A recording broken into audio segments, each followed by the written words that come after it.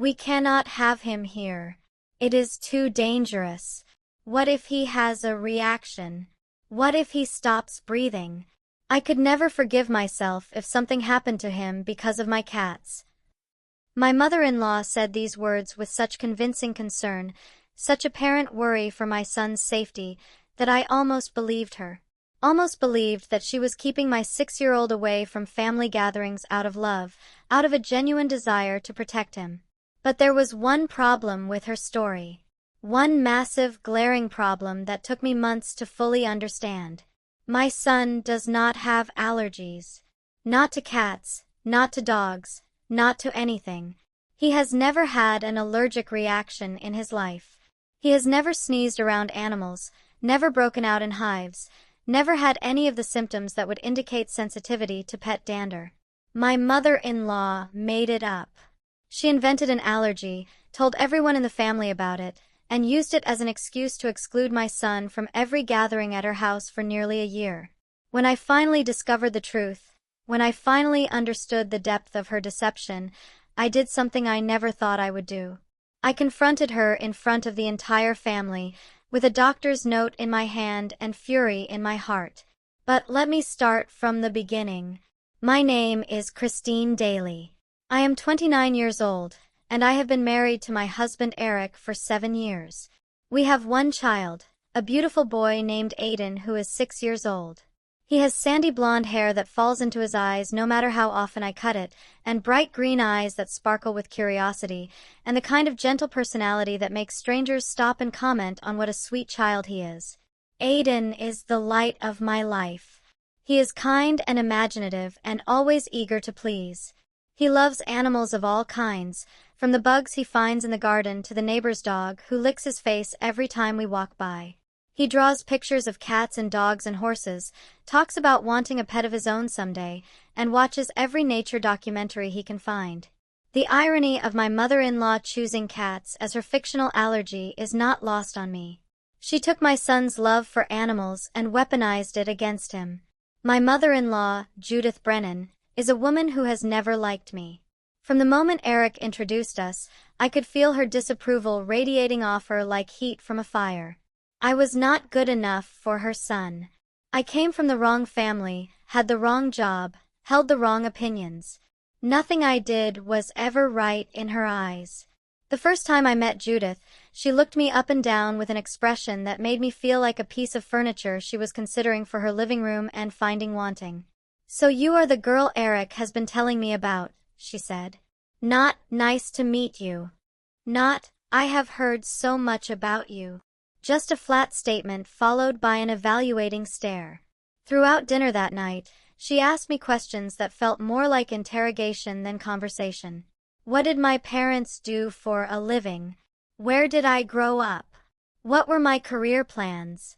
Each answer seemed to disappoint her, though she never said so directly.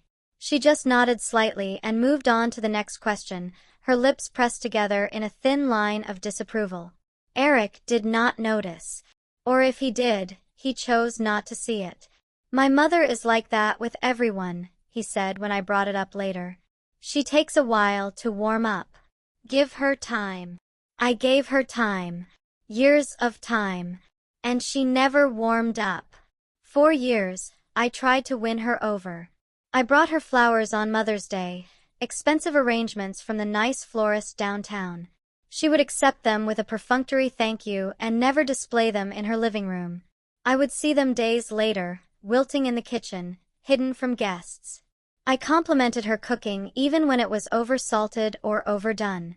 "This is delicious, Judith," I would say, and she would respond with a slight shrug, as if my opinion was irrelevant.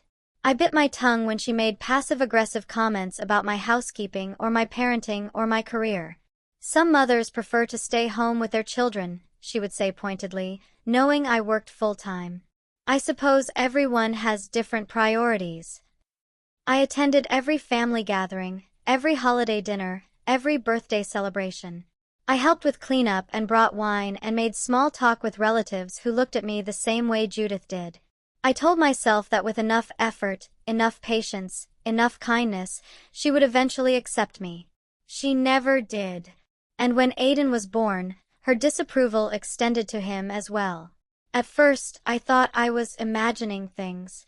Judith came to the hospital after his birth, arriving several hours after my own mother, claiming traffic had delayed her. She held Aiden briefly, looking at him with the same evaluating expression she had given me years before. "He has your coloring," she said to me. It did not sound like a compliment. "He has Eric's eyes," I said. She handed him back to me after less than a minute. "All newborns look the same to me. I will come back when he has more personality." Eric was hurt, though he tried not to show it. "She was probably just tired from the drive," he said. "She will be more enthusiastic once she gets to know him." But she did not get more enthusiastic. As the months passed, the pattern became impossible to ignore. Judith was not interested in Aiden. She rarely asked to see him. She declined invitations to babysit, always with excuses about her schedule or her health. When we brought him to family gatherings, she would hold him for photos, her smile tight and unconvincing, and then hand him back as quickly as possible. "He needs his mother," she would say. Babies are always happiest with their mothers. Her other grandchildren received different treatment entirely. Eric's sister Megan had 2 children, a boy named Brandon who was 8 and a girl named Lily who was 5. Those children were the center of Judith's world. Judith babysat them constantly, sometimes 2 or 3 times a week. She picked them up from school. She took them to the zoo and the aquarium and the children's museum. She hosted sleepovers where she would make their favorite foods and let them stay up late watching movies.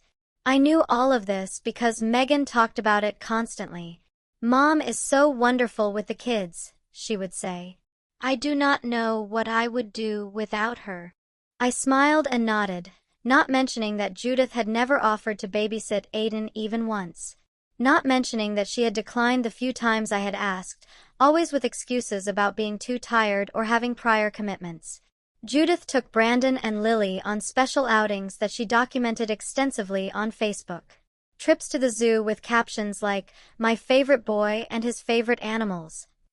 Day trips to the beach with photos of sandcastles and ice cream cones.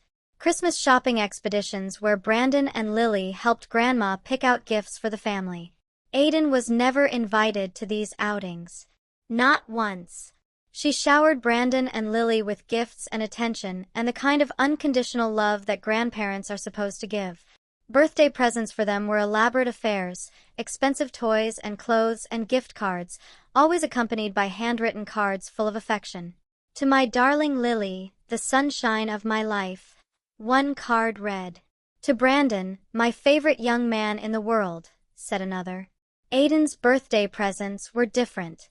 A generic toy from the clearance bin. A gift card in a small denomination. Cards that said simply, "Happy birthday, Aiden. Love, Grandma." No terms of endearment. No personalization. The minimum effort required to technically give a gift. Aiden got none of the love, none of the attention, none of the special treatment. When we visited, Judith focused on Brandon and Lily while Aiden played alone in the corner. She would kneel down to talk to Lily about her princess toys, would ask Brandon about his Little League games, would engage with them in ways she never engaged with Aiden. "Aiden, why do you not go play?" she would say when he tried to join the conversation. "The grown-ups are talking." Brandon and Lily were never sent away like that. They were welcome in any conversation, at any time. When she gave out presents, his were always smaller, cheaper, more obviously afterthoughts. At Christmas, Brandon would get a video game system and Lily would get an American Girl doll, while Aiden received a generic action figure, still in its clearance section packaging. When she talked about her grandchildren, she spoke of Brandon and Lily almost exclusively, mentioning Aiden only when directly prompted. "How are the grandkids?" someone would ask at a family gathering. "Oh, wonderful. Brandon just scored 3 goals in his soccer game, and Lily is the star of her dance class. She might get a solo in the spring recital." No mention of Aiden. No acknowledgement that he existed. Unless someone specifically asked, "And how is Aiden?" And even then, Judith's response was minimal. "He is fine. Growing up fast, I suppose." Compare that to the paragraphs she would speak about Brandon's athletic achievements or Lily's adorable antics. The disparity was painful to witness. Eric noticed it too, though he struggled to admit it. "My mother is not a warm person," he would say. "She was the same way with me growing up. It is not personal." But it felt personal. Every dismissive glance, every forgotten birthday, every moment when Judith chose her other grandchildren over Aiden felt like a deliberate message. "You are not wanted here. You do not belong." I tried to address it directly. I asked Judith why she did not spend more time with Aiden, why she never offered to babysit, why she seemed more interested in Brandon and Lily. "Those children are here all the time," she said. "They live 5 minutes away. Aiden lives 45 minutes away. It is harder to form a bond across that distance. Maybe you could visit us more often? Or we could bring Aiden to stay with you for a weekend." "I do not think that is a good idea. My cats, some children are sensitive to them." That was the first time she mentioned it. The first hint of the lie that would eventually keep my son from her house entirely. "Aiden is not allergic to cats," I said. "Are you sure?" He seemed a bit sniffly last time he was here. "He had a cold. It had nothing to do with your cats." Well, I would hate to take any chances. Cat allergies can be very serious. People can go into anaphylactic shock.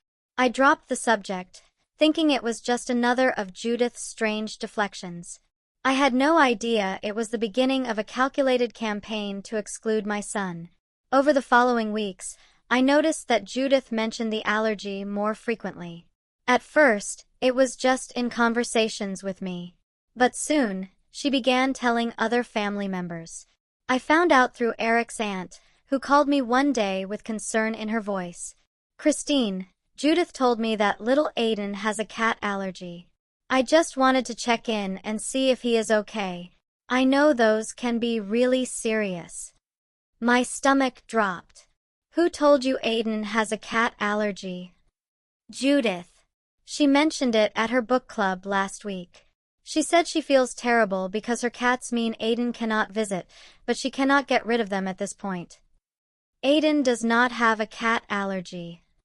There was a pause. But Judith said, she said it was quite severe. That he had a reaction last time he visited. He had a cold. He had absolutely no reaction to the cats. I told Judith this at the time. Oh. Another pause. Well, maybe she misunderstood? Maybe, I said, but I knew that was not what had happened. Judith had not misunderstood. She had deliberately spread a false story about my son's health. Over the following months, the allergy grew more elaborate. Judith mentioned it at family dinners, at holiday gatherings, at any occasion where Aiden's presence might be expected. She told the story with such conviction, such apparent medical concern, that no one questioned it. "It is such a shame Aiden cannot come. My cats, his allergy. I would love to have Aiden stay overnight, but I cannot risk his health. The dander is everywhere. It gets into the carpets, the furniture, the curtains. Even if I locked the cats in another room, the allergens would still be present."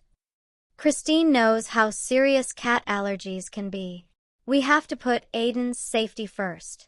I have done research, Severe cat allergies can cause anaphylaxis. I could never live with myself if something happened to that boy in my house.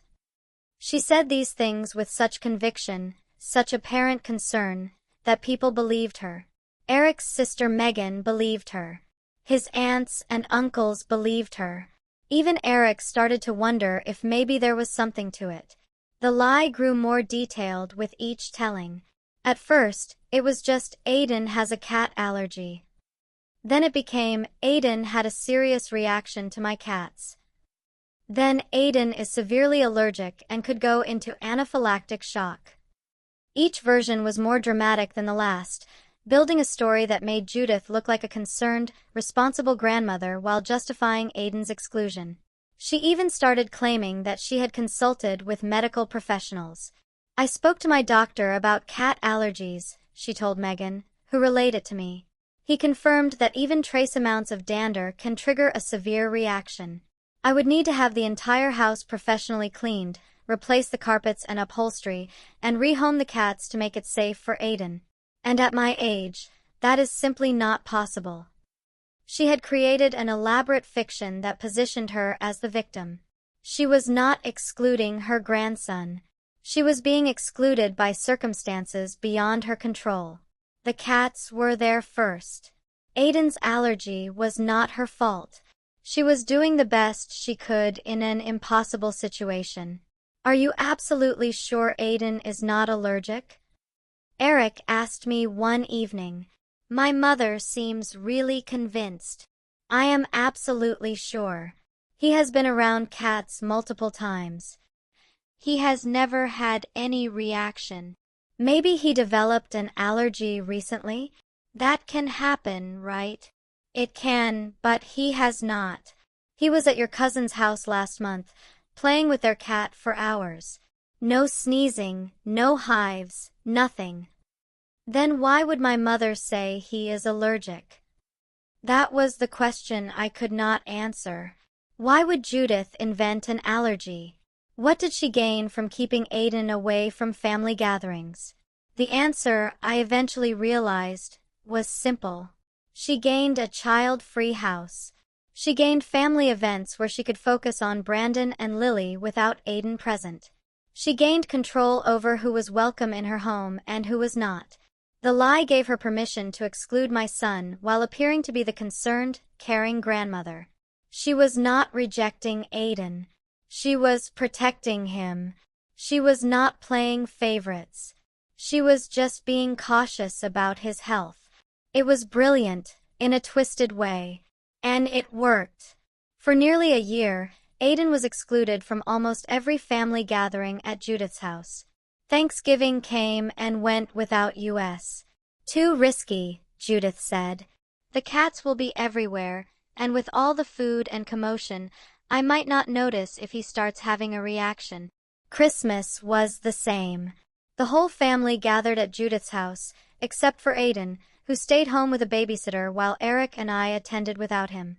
I wanted to skip the gathering entirely, but Eric insisted that we could not miss Christmas with his family.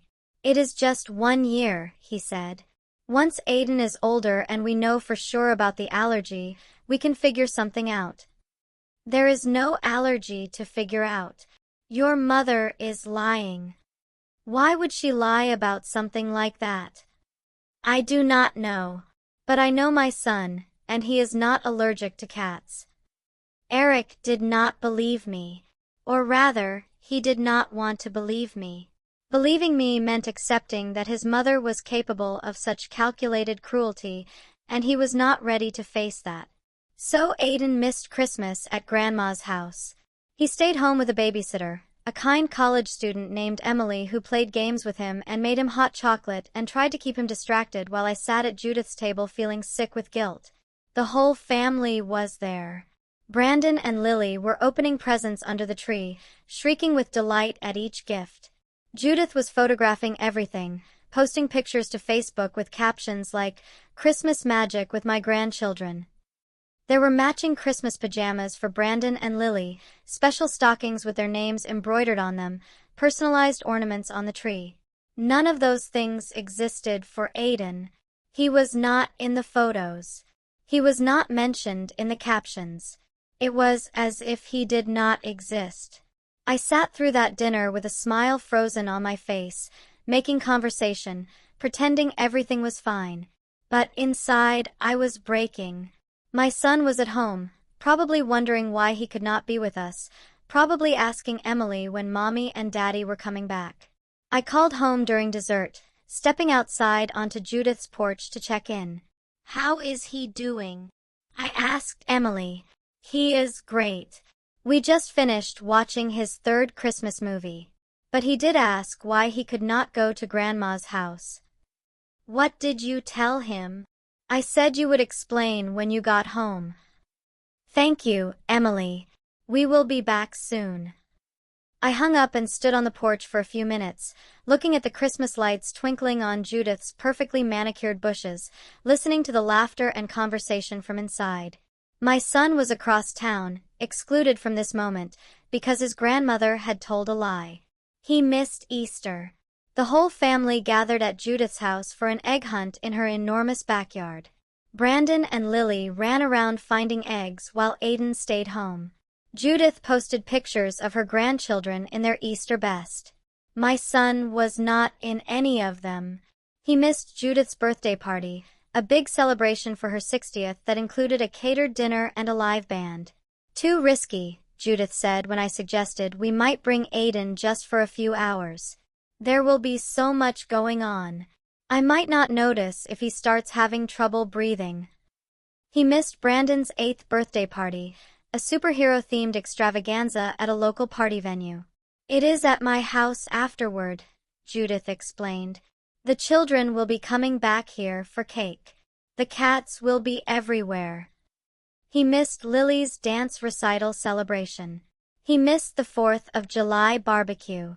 He missed Megan's baby shower, even though that was held at a restaurant with no cats in sight. People might have cat dander on their clothes from visiting my house earlier, Judith explained. Every family event at Judith's house happened without him. And many events that were not at her house also happened without him, because Judith managed to make his attendance seem too complicated, too risky, too troublesome. He noticed. Of course he noticed. He was 6 years old, not stupid. Why do I never get to go to Grandma's house? He asked me one evening. Brandon and Lily go all the time. Why not me? My heart broke at the confusion in his voice. How do you explain to a 6-year-old that his grandmother is lying about his health to keep him away? Grandma's house has cats, I said carefully. And Grandma is worried that the cats might make you sick. But I like cats. I play with the neighbor's cat all the time and I do not get sick. I know, sweetheart. Grandma is just being very careful. Can we tell her I am not allergic? Then I could go to the parties with everyone else. I have told her, baby. But she is still worried. Aiden's face fell. Maybe Grandma does not want me to come. Maybe she likes Brandon and Lily better. That is not true, I said, but the words felt hollow. Because it was true. Judith did like Brandon and Lily better. The allergy was just her excuse to act on that preference without appearing to be the villain. It is okay, Mommy, Aiden said, his voice small but brave. I do not need to go to Grandma's house. I have you and Daddy. That is enough. 6 years old, and already learning to settle for less than he deserved. Already learning that some people would not love him no matter what he did. Already building walls around his heart to protect himself from rejection. That night, after Aiden was asleep, I made a decision. I was going to prove that the allergy was fake, and I was going to expose Judith's lie to everyone. The first step was getting documentation. I made an appointment with Aiden's pediatrician and explained what was happening. My mother-in-law claims my son is severely allergic to cats. She has used this to exclude him from family gatherings for almost a year. I want to get him tested so I have proof that she is lying. The pediatrician, Dr. Williams, listened with growing concern. She had known Aiden since he was born, had treated every cold and earache and scraped knee. She knew his medical history better than anyone. Has Aiden ever shown any symptoms of cat allergies? Sneezing, itchy eyes, skin reactions? Never. He has been around cats many times with no reaction whatsoever. I have no record of any allergic reactions in his file. No symptoms that would suggest environmental allergies of any kind. That is because he does not have them. My mother-in-law made it up. Dr. Williams shook her head slowly. That is, Quite disturbing, actually. Using a fake medical condition to exclude a child from family events. I am sorry you are dealing with this. Can you help me prove she is lying? Absolutely. We can do a full panel of allergy tests to confirm. That will give you documentation showing exactly what he is and is not allergic to. No one can argue with medical evidence. The testing was scheduled for the following week. I explained to Aiden that he was going to see the doctor for some special tests. Why do I need special tests? He asked. The doctor wants to make sure you are healthy. They are going to check if you are allergic to anything. Like the cats at Grandma's house? Yes, like the cats at Grandma's house. I do not think I am allergic. I pet the neighbor's cat all the time and nothing happens. I know, sweetheart. The tests will prove that. The day of the testing, Aiden was a trooper. We arrived at the allergist's office, a specialist Dr. Williams had referred us to, and I explained the situation again. The allergist, Dr. Patel, listened carefully and agreed to do a comprehensive panel. We will test for all common environmental allergens, she said. Cat dander, dog dander, dust mites, pollen, mold. If he is allergic to anything, we will know. Aiden sat still while the nurse pricked his arm with tiny amounts of various allergens. It did not hurt much, but he scrunched up his face at each prick, being brave despite his discomfort. Good job, buddy, I told him. You are doing great. How many more? He asked. Just a few. Almost done. When all the allergens had been applied, we waited the requisite time, checking for any raised bumps or redness that would indicate a reaction. Dr. Patel examined his arm every few minutes, making notes on her clipboard. 15 minutes passed. Then 20. The standard time for a reaction to appear came and went. There were none. Aiden's arm remained smooth and clear. No bumps. No redness. No reaction to any of the allergens, including cat dander. He is negative across the board, Dr. Patel announced. No allergies whatsoever. This is a completely healthy child.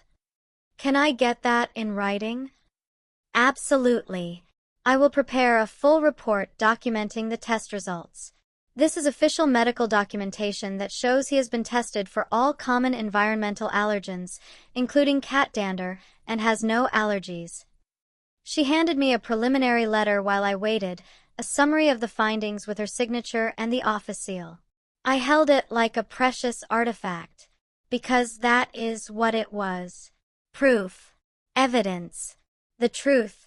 Documented and official. Dr. Williams also gave me a letter from our pediatrician's office, stating the results and confirming that Aiden had no history of allergic reactions. 2 letters. 2 doctors. Irrefutable evidence. This documents that Aiden has been tested for all common environmental allergens, including cat dander, and has no allergies, Dr. Williams said when I picked up her letter. I have signed and dated it. This is a medical record that can be used however you need. I held that letter like a weapon, because that is what it was. Ammunition against Judith's lies. Evidence that would expose her in front of everyone who had believed her fiction.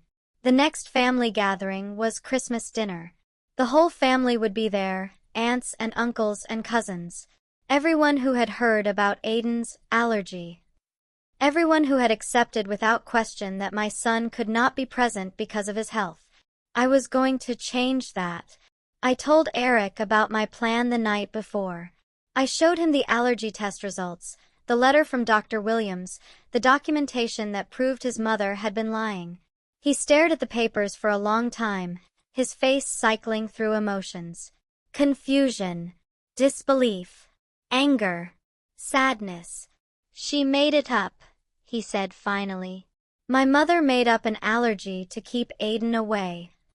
Yes. But why? Why would she do that? Because she does not want him there. Because she has never wanted him. Because excluding him was easier than admitting she does not love him the way she loves Brandon and Lily. Eric sat down heavily, the papers still clutched in his hands. I defended her. All those times you said something was wrong, I defended her. I told you she just was not a warm person. I told you the distance made it harder. I know. And the whole time, she was lying. To me. To everyone. Yes. I am so sorry, Christine. I should have believed you. What matters now is what we do about it. I want to confront her. At Christmas dinner. In front of everyone. Eric looked uncertain. In front of everyone? Is that necessary? She told the lie in front of everyone. She made everyone believe that our son was too sick to attend family gatherings. Now everyone needs to know the truth. It is going to cause a scene. Good. Maybe a scene is exactly what she deserves. Eric took a deep breath, then nodded. Okay. We will do it together.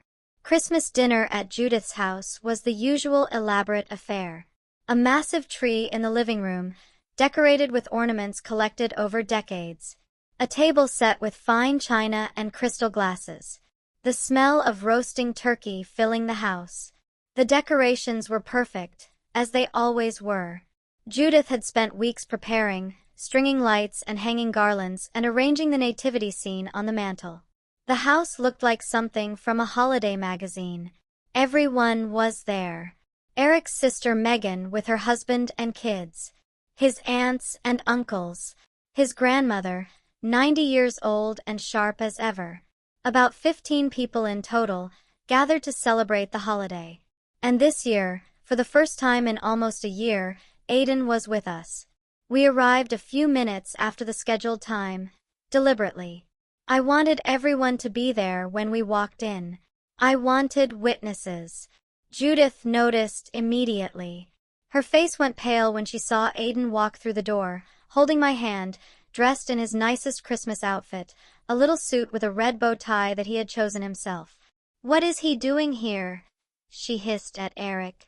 You know he cannot be around the cats. Eric did not answer.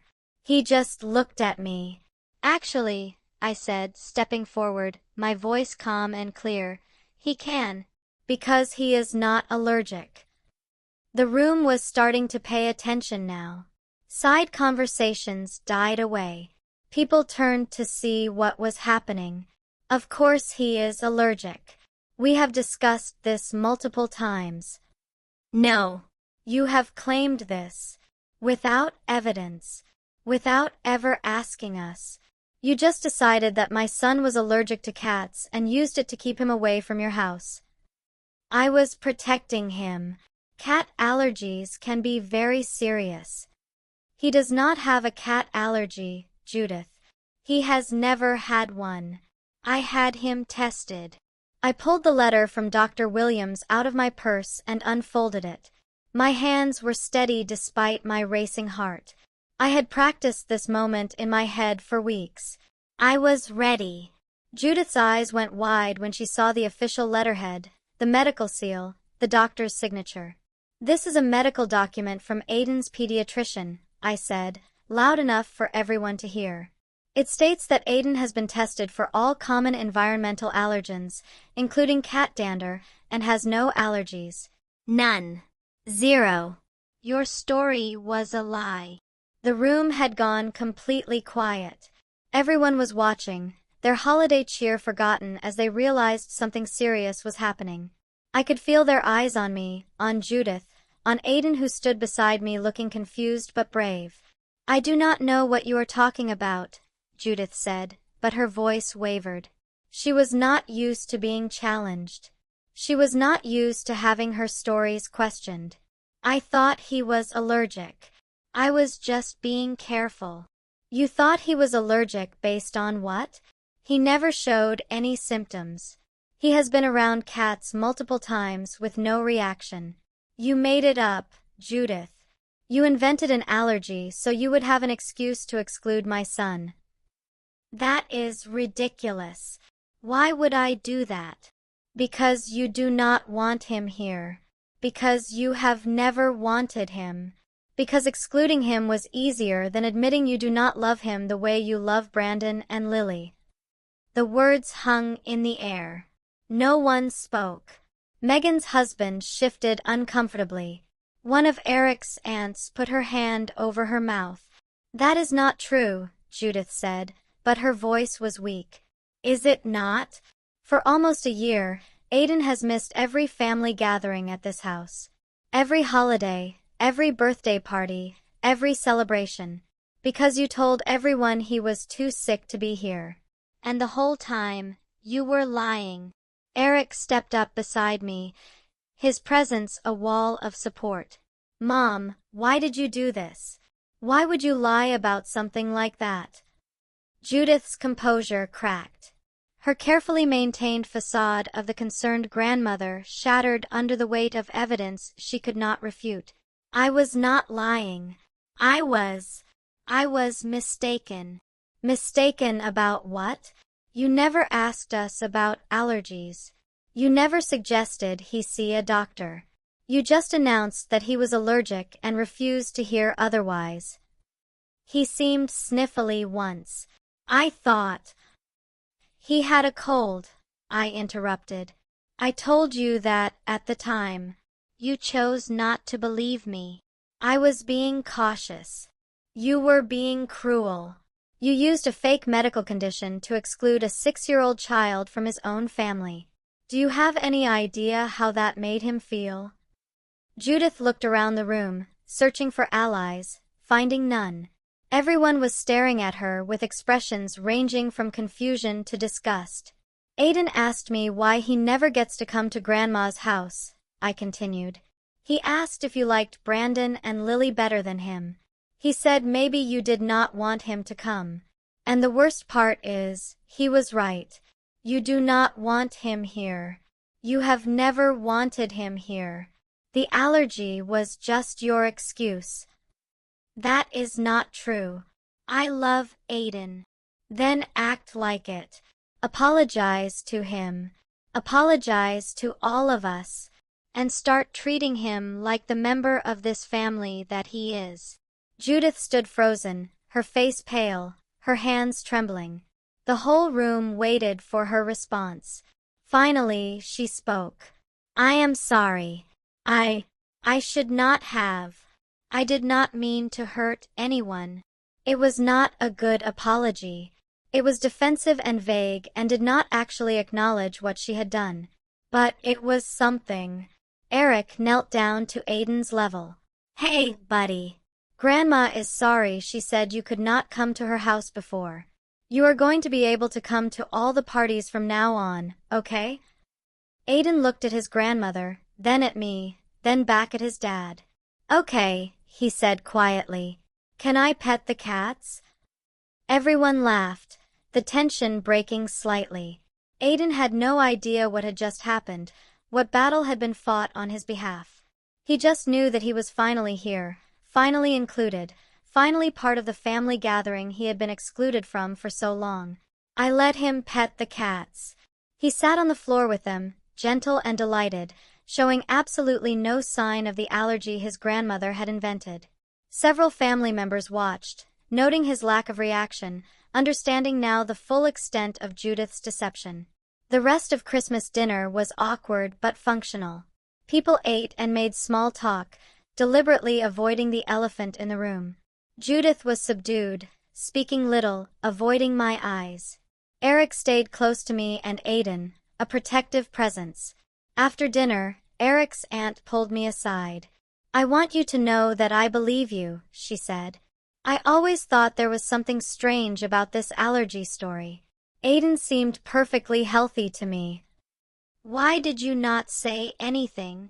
Judith is difficult to confront. She always has an explanation, always makes you feel like you are the one being unreasonable. But now that I have seen this, I understand. And I am sorry I did not speak up sooner. Thank you for telling me that. It means a lot. You are a good mother, Christine. You fought for your son when you could have just gone along with a lie. That took courage. It did take courage. Confronting Judith in front of everyone had been terrifying. But it was also necessary. The lie had gone on for too long, had caused too much damage. It had to be exposed. In the weeks after Christmas, things changed. Judith was humiliated, her reputation as a caring grandmother tarnished by the revelation of what she had done. Family members who had accepted the allergy story without question now looked at her differently. Eric's aunt, the same one who had first told me about the allergy rumor, called me a few days after Christmas. "Christine, I want to apologize. I should have questioned that story from the beginning. It never sat right with me that Judith was so certain about an allergy that you said did not exist. Why did you not say anything? Judith is difficult to contradict. She always sounds so sure of herself. And I thought, why would someone lie about a child's health? What would she gain from that? Control, I said. She gained control over who was welcome in her house and who was not. I see that now. And I am sorry. I should have been more supportive." Other family members reached out with similar apologies. Cousins who had believed the allergy story. Uncles who had never questioned it. Even Megan, Eric's sister, admitted that she had wondered sometimes if her mother was telling the truth. "Mom is very convincing," Megan said. But looking back, there were signs that something was not right.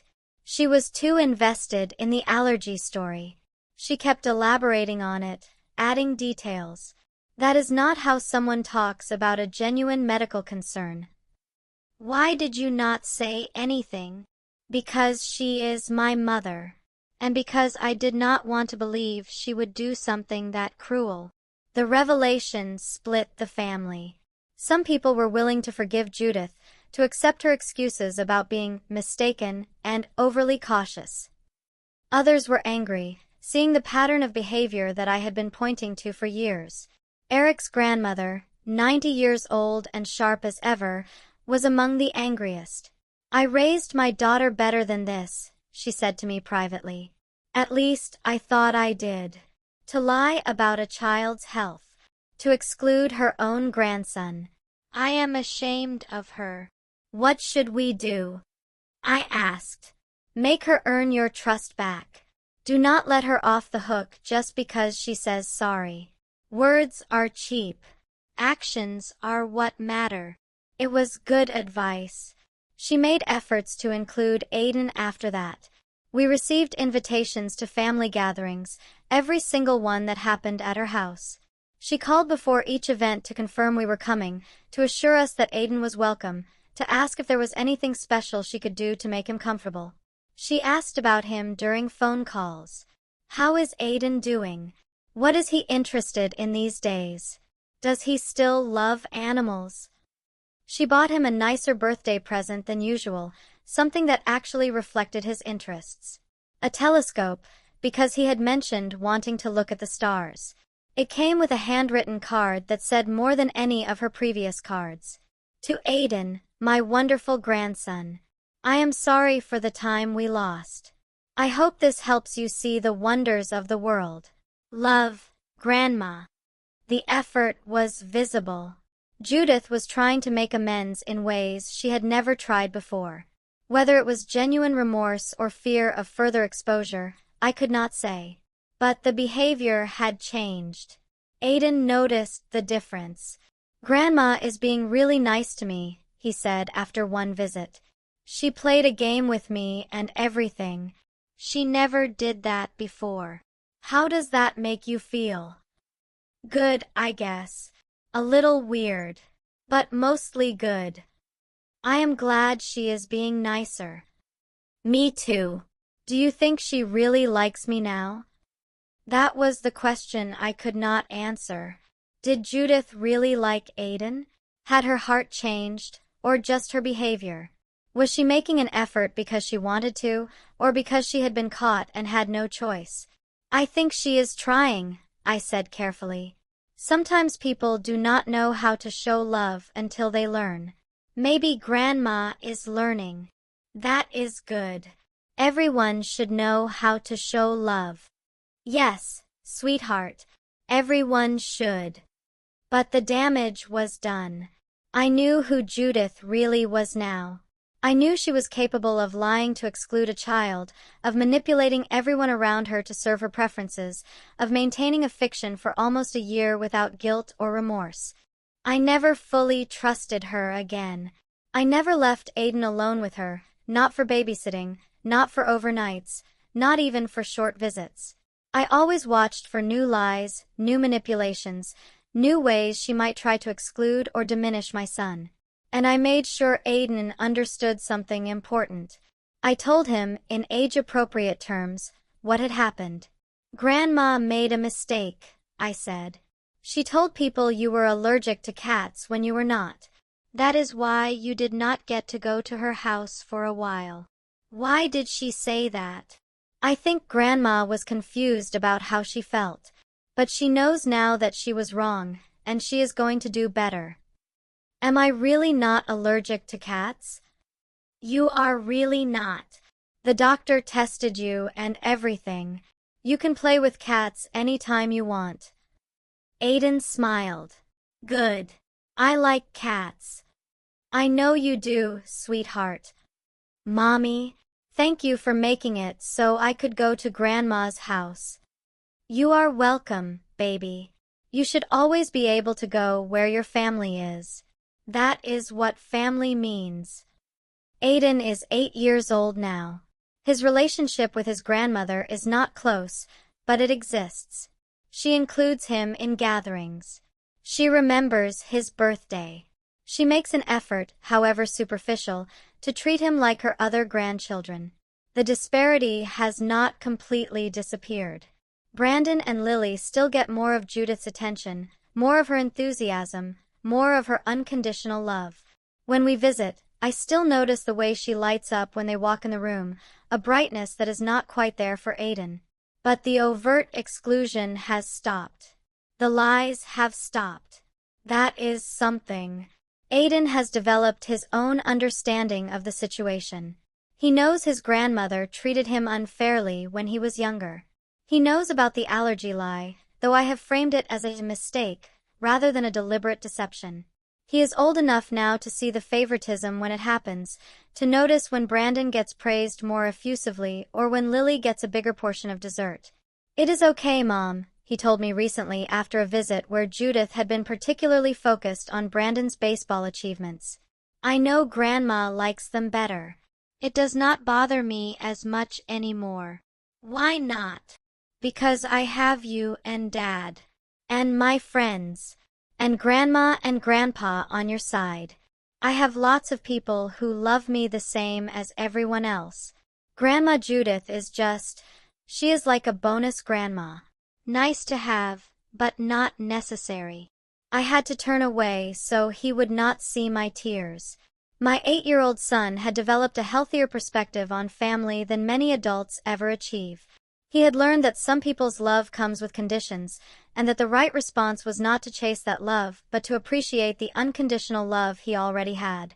When did you get so wise? Asked him. I have always been wise. You just did not notice. I laughed and pulled him into a hug. My smart, perceptive, wonderful son, who had survived his grandmother's rejection and come out stronger on the other side. I do not know if Judith has ever truly examined why she did what she did. I do not know if she understands the depth of her own prejudice, her own favoritism, her own willingness to lie to maintain her preferences. Some people are not capable of that kind of self-reflection. When I think about what motivated her to invent the allergy, I always come back to the same conclusion. Control. Judith wanted to control who was welcome in her home, who received her attention, who was considered part of the family. The allergy gave her that control while protecting her image as a caring grandmother. She could tell herself she was not excluding Aiden. She was protecting him. She was not playing favorites. She was just being medically cautious. The lie allowed her to act on her true feelings while maintaining plausible deniability. But lies have a way of collapsing. The more elaborate they become, the more evidence accumulates against them. And when someone decides to look closely, when someone decides to challenge the narrative, the truth emerges. I was that someone. I refused to accept a story that did not match my experience. I gathered evidence, sought documentation, and confronted the liar in front of everyone she had deceived. It was not easy. Confronting Judith at Christmas dinner was one of the hardest things I have ever done. I knew it would create conflict. I knew it would make holidays awkward for years to come. I knew some family members would blame me for causing a scene. But I also knew that my son's place in the family was worth fighting for. That allowing the lie to continue would send him a message that his exclusion was acceptable, that his feelings did not matter, that he was not worth the effort of standing up for. Mothers do not let their children receive that message. Not without a fight. But I know this. I fought for my son. I refused to accept a lie that kept him from his family. I gathered evidence, built my case, and confronted the person who was hurting him. That is what mothers do. We fight. We protect. We refuse to let our children be excluded, diminished, or lied about. The invented allergy was designed to make my son invisible, to write him out of family gatherings, to create a convenient excuse for treating him as less than his cousins. Instead, it became the thing that exposed Judith's favoritism to everyone. The lie she created to exclude Aiden became the evidence that condemned her. The weapon she wielded against my son became the weapon that defeated her. There is a kind of justice in that, a kind of poetry. The very lie she told to push my son away was what finally brought him into the family for good. And now, when we go to Judith's house for family gatherings, Aiden walks right in. He pets the cats, those cats that supposedly could kill him with their dander. He plays with his cousins. He eats at the same table as everyone else. He belongs. Not because Judith decided to include him. Not because she suddenly realized his worth. But because I forced the issue. Because I refused to let a lie determine my son's place in the world. Sometimes love is quiet. Sometimes it is just being there, day after day, providing stability and comfort. But sometimes love is loud. Sometimes it is confrontation and conflict and standing up in front of a room full of people with a doctor's note in your hand. Sometimes it is demanding that people treat your child with the respect he deserves. I have been both kinds of love for Aiden. The quiet, everyday kind and the loud, fight for him kind. Both are necessary. Both are what motherhood requires. The allergy was a lie. But the truth it exposed was real. And now everyone knows it. That was worth every difficult conversation, every awkward confrontation, every moment of standing up against someone who wanted my son to disappear. Mothers do not let their children disappear. Not without a fight. Not ever. Thank you for listening to my journey of discovering what motherhood truly means. I have left 2 more stories on your screen, each from mothers who learned that protecting a child can mean standing alone against those once called family. Choose the one that speaks to you. And if you want to join a community of parents who fight for their children, that notification bell is waiting. Until tomorrow, remember, blood connects us, but a mother's love protects us.